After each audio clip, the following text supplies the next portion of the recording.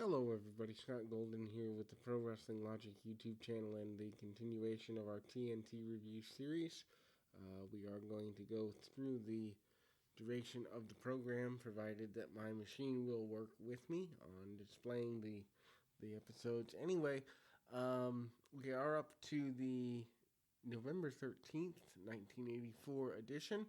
We open with Captain Lou Albano bragging about being the manager of 14 tag team champions. He's talking a great deal about the support of having managed a former world champion, now two former intercontinental well, not former, but a current and former intercontinental champion in Morocco and Valentine. And so the captain gets more and more decorated. And one thing I like about this, and I mean, Albano's over the top, and he's talking, 200 words a minute. And he's just always zany and he's always great. But the thing of it is back then they made managers mean something to where, if you had one, you could look at their history and be like, hey, this guy's credible because he's managed by the Grand Wizard or Freddie Blassie or Bobby Heenan or Captain Lou. I think they've lost a lot with the benefit of the credibility given by the concept of a manager. I think that's a lost thing. That's just an aside. Obviously, Lou is very shortly, believe it or not, less than 2 months away from joining the babyface ranks, and that happens really quickly if you think about it. Uh, in terms of recording, I'm up to just about the end of February of '85, and 1 week Lou is still heel as can be. The next week there's a hint. The following week there's a turn. It happens really, really quickly, and I think where we're used to seeing guys go back and forth and back and forth and back and forth, the ladies go back and forth and back and forth and back and forth, a deliberate turn that you can see a month in advance. Really, that's all you need when it's done right and done well. Anyway, we move into seeing Nick DiCaro versus the Spoiler. The Spoiler big in the Southern Territories, specifically Georgia. I don't know that he's referred to this time as the National Heavyweight Champion, although he was in a previous episode. He is the guy who popularized the top rope walking that Undertaker does. We know it as old school. He does it here first. I don't know if he's the first person to ever do it, but I'm pretty sure that he is. If he's not, he's like the first person to do it on television at such a big level. Albano comes back and is gushing about the Spoiler and how unstoppable he is and how great he's going to be. I really wonder why the Spoiler fell out, because he's not here but a couple of months at most. He disappears just as quickly as he comes in. And then he's obviously gushing about having the Intercontinental Champion in Valentine, which is common sense. He is proud of Valentine for putting Santana out, which at the time I think Tito Santana certainly in the top five, maybe in the top three baby faces of that era. So putting him on the shelf for surgery was a really, really big deal. So then we see a guy that I love, probably in my top 10 favorite wrestlers of all time, Barry Windham, son of Blackjack Mulligan. And Windham looks so young here. Now, keep in mind, he comes into wrestling in 81 or 82, and he is, only about 3 or 4 years in here. But he looks so young, so hungry. He's talking about his success. He elaborates on how hard he trains. He elaborates on, wanting guidance and just wanting to make the most of the opportunity in the World Wrestling Federation. We see a match of his with Charlie Fulton up next, which is really, it's even here, and many people would say that Barry's prime is at this point, about 4 to 5 years away, 87, 88 being the prime. Um, but but even here, there's an art form to being a southern babyface in a northern territory, a larger guy, and making that work. And they're already teasing the formation of the what later becomes the U.S. Express. A lot of people don't know this, but believe it or not, the U.S. Express, which is Wyndham and Rotundo, originally referred to as the American Express, as in the credit card, before getting shut down. Um, what's ironic here is there's foreshadowing that we don't even realize is foreshadowing after the match. And the match is, competitive. Um, Fulton is given more offense than is to be expected here. Um, but obviously, Wyndham comes out on top with the Bulldog. Very good match, classic match, babyface match. Anyway, Lou Albano sits down and he stays for the majority of the show this week, and he is giving advice to Rotunda and Wyndham, telling them to be lean on the carbs and heavy on the protein and unborn virgin goat's milk and yada yada yada and all sorts of things. But he doesn't get the credibility he wants. Oddly enough, months later, he's managing them. So it's interesting that there's foreshadowing of that relationship even before the turn. It's ironic. Now, Mike Rotundo is up next. He's just awkward. He's kind of talking about how he's grateful for the opportunity and he's right where he wants to be and etc. and so forth. But they do a bit where it's almost like he's supposed to be a heartthrob-ish type guy, and it doesn't really get over. But then they show the two tagging together against Mr. Saeed and Mr. Bass.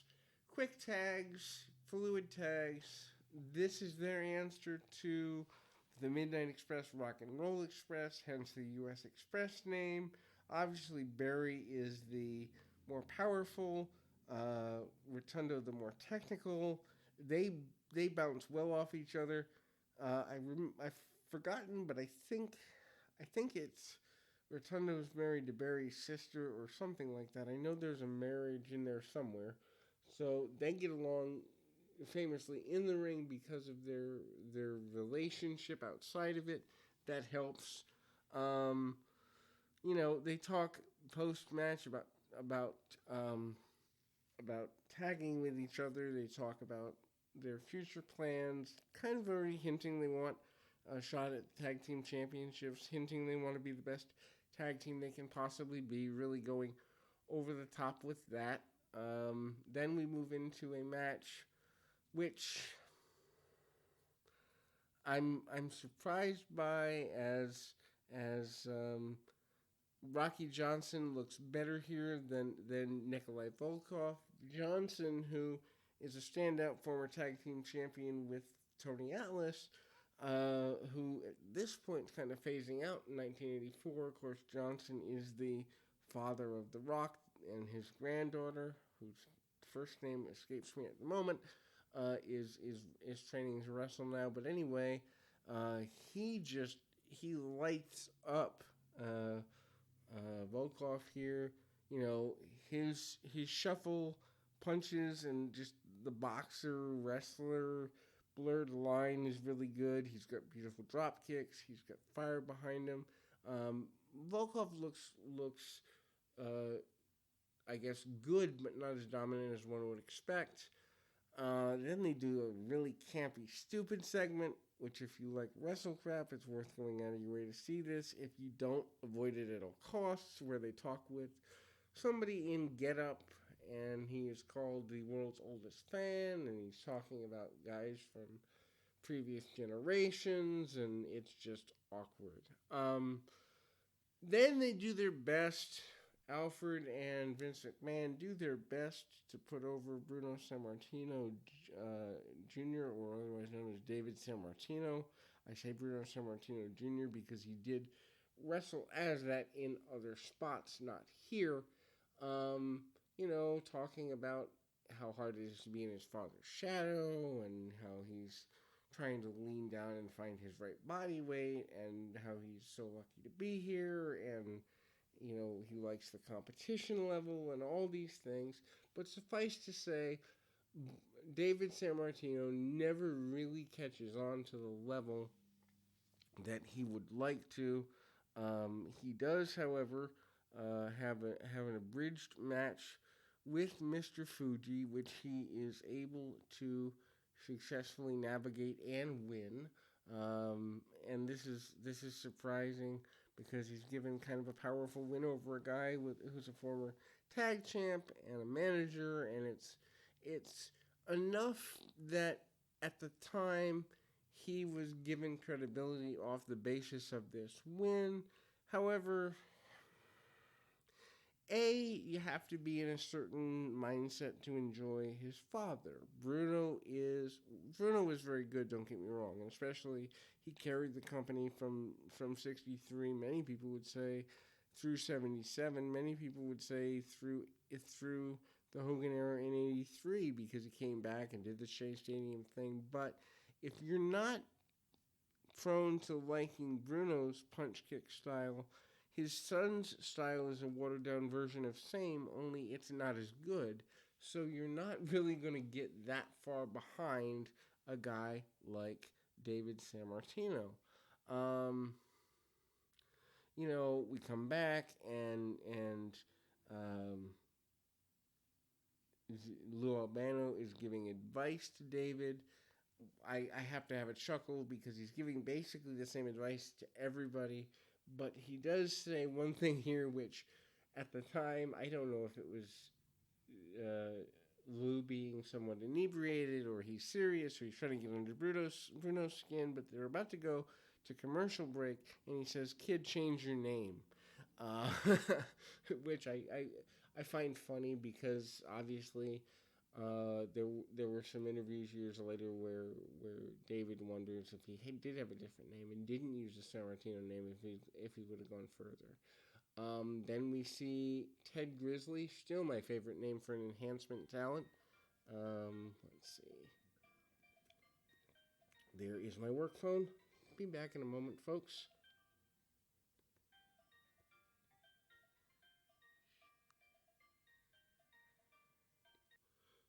So then we move to a Blackjack Mulligan segment. He's doing an interview. He's talking about the level of competition. Of course, Mulligan known for predominantly his Florida run and some runs in Texas, but for the most part, Florida is probably where he's most known in the Carolinas as well. He doesn't run long here. Coming to the end of his career, he's discussing barbecue and the better parts of barbecue. There's Piper's Pit clipped segment where he stands up to Piper, tells Piper he's a bully who's full of dog crap, and for the most part, tries to put Piper in his place. We then see several minutes of kind of. Well, actually, what I wanted to note there was the segment short, but so is Piper in comparison to Mulligan, who ran to run somewhere between 6'7", 6'9", legitimately, but I mean, just the height disparity between the two is pretty phenomenal. Worth going anyway to see. Piper, of course, the Piper's Pit segment. I had a tape when I was a tape trader and converted it to DVD, and then unfortunately the storage facility I had all my DVDs and wrestling memorabilia in burned down several years ago, which was just a tragic moment. Anyway, so I used to have all the Piper's Pits on DVD, and I used to just watch them for delivery. If you need to learn how to A, be a heel, but B, be quick-witted, if you want to go into writing movie characters, if you want to go into doing comedy, if you want to go into doing satire, or you want to be a wrestling heel, Piper is the way to study and the way to go. So then This is you gotta go out of your way to watch this if you've never seen it before. Vince McMahon rides a mechanical bull on about quarter speed. So uh, Blackjack with a straight face says he's worried about Vince getting hurt on a mechanical bull.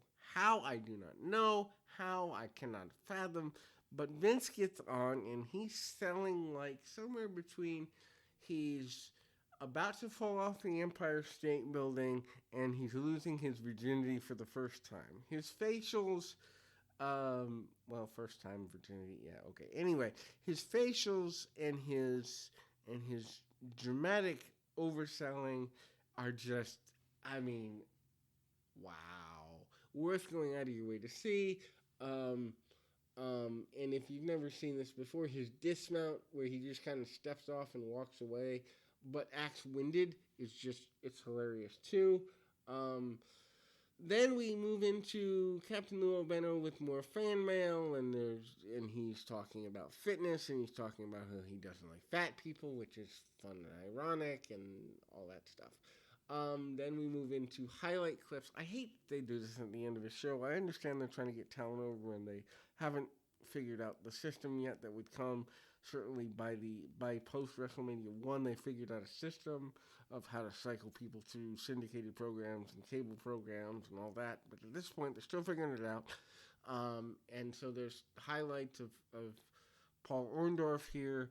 Orndorff, referred to as Paula, uses the pile driver, and I mean, looks strong, but at the same time, I hate clipped matches. Just not my thing. Anyway, that is the close of this version of TNT for today. We will be closing 1984 within a couple of shows. We do skip the TNT Review 1984 show just because, well, if you've been following the whole episodic process of these reviews, there's no reason to do the review show. And then we will be going through 1985. Keep your feet on the ground, your mind in the moment. Till next time, everybody.